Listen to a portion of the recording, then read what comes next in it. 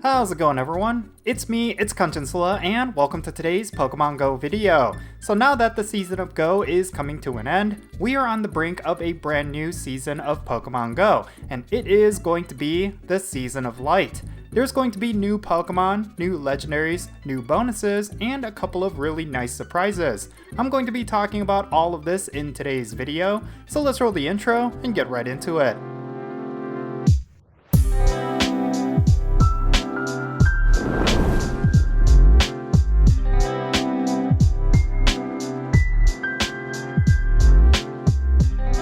Alright, Niantic finally revealed all the details regarding the next season in Pokemon Go. As previously announced, the season is going to be called the Season of Light, and its central theme is going to be around the Alola Legendaries Cosmog, Cosmoem, Solgaleo, and Lunala. This season is going to be full of different bonuses and events, and it just might be the best season of this year.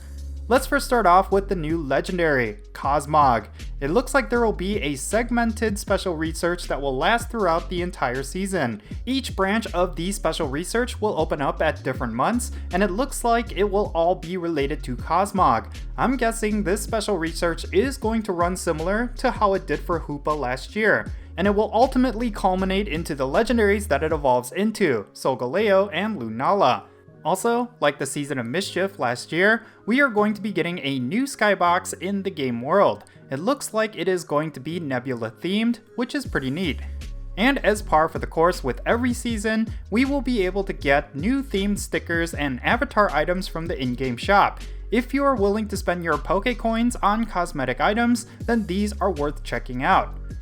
Okay, next let's get into the in-game events during this season. We are of course going to be getting a Halloween event sometime in October, but we will also be getting a new limited research day, which will feature the Pokemon Inkay. This event will debut Shiny Inkay, so that is something to look out for. This event is going to be happening on Saturday, September 3rd from 11 AM to 2 PM local time, so be sure not to miss out on it.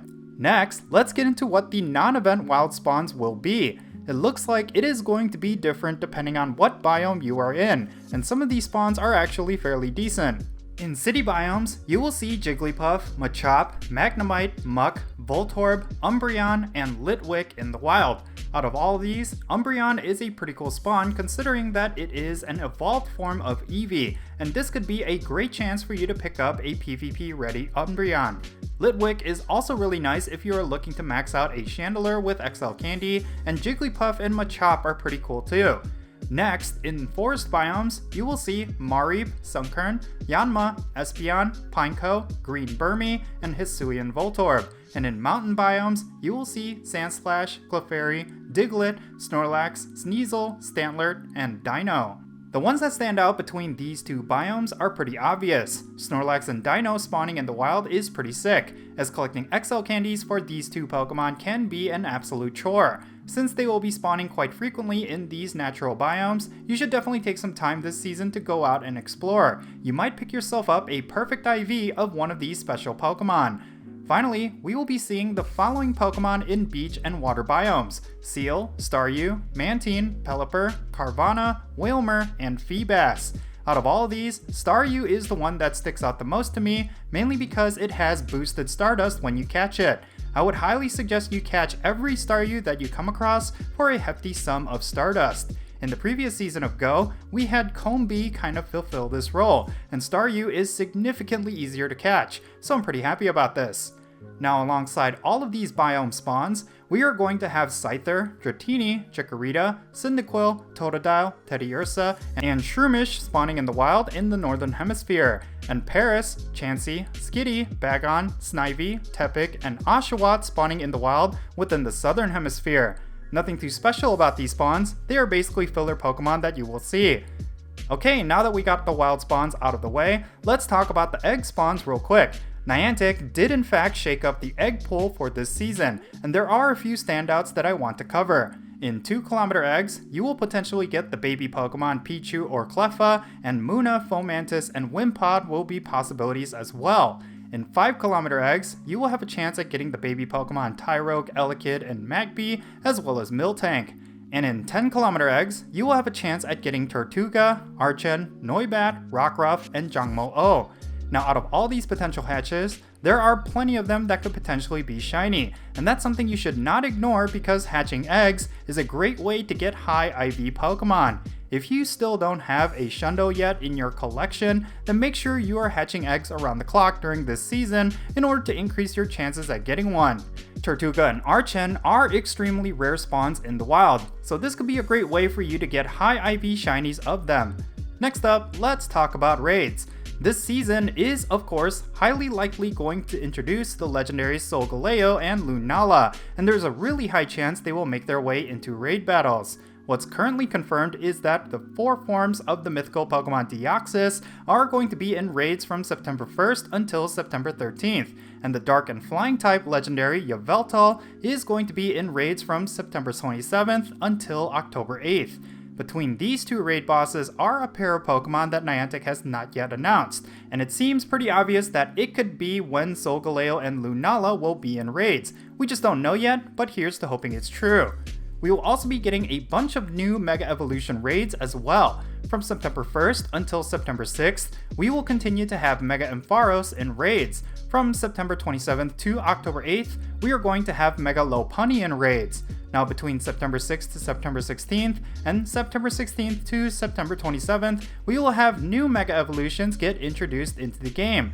Chances are, they will be either Mega Alakazam, Mega Sableye, or Mega Banette, as these Mega Evolutions were recently added to the game files. Finally, let's go over the in-game bonuses that will be active during this season. Continuing from previous seasons, remote raiders will deal increased damage in raid battles. Also continuing, you will get guaranteed gifts from Pokestops and gyms.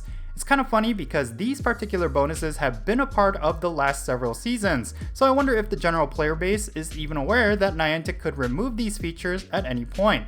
I feel like they should just be a part of the game at this point. But moving along, you will also be able to get increased incense spawns while moving, up to 2 free daily raid passes when spinning gems, additional items and Stardust from Research Breakthrough, and extra Stardust from opening gifts. I'm kind of bummed out that we are losing the guaranteed XL candy from trades, but they are making up for it by bringing back the extra free raid pass every day. Since new legendaries are likely going to be released this season, this one bonus could be highly valuable. One final note, we are also going to be seeing massive changes to the Go Battle League, but I'll be talking about that more in depth in another video later today.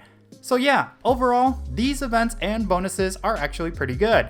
We obviously don't have the full details on what the next in-game events are going to be, but I predict they are going to be a lot of fun with a bunch of new Pokemon and shinies. We'll just have to wait and see what Niantic has in store.